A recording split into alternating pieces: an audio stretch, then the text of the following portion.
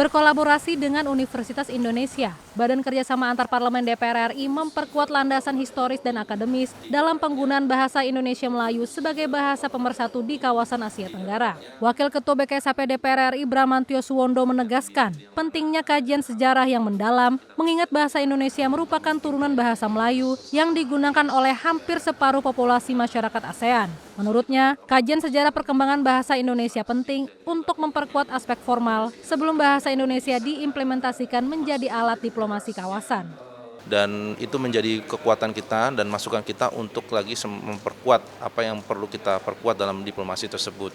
Tadi banyak masukan mengenai bagaimana kita perlu membuat sebuah kajian tentang sejarah penggunaan bahasa Indonesia menjadi suatu turunan dari bahasa Melayu yang populer, yang mana diutarakan ataupun diucapkan ditutur katakan oleh 40% dari total masyarakat di ASEAN. Sementara itu, Wakil Ketua BKSAP DPR RI Irina Yusiana Roba menilai dikotomi antara bahasa Indonesia dan Melayu perlu dihapus agar dapat diterima oleh seluruh negara ASEAN sebagai bahasa komunikasi utama. Kita mengetahui bahwa tidak ada perbedaan antara bahasa Indonesia dan Melayu karena bahasa Indonesia adalah bahasa Melayu yang paling populer.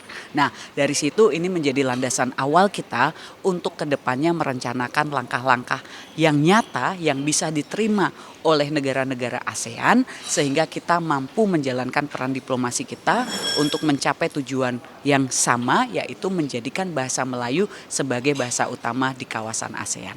Dari Depok, Jawa Barat, Vincent Aldi, TVR Parlemen melaporkan.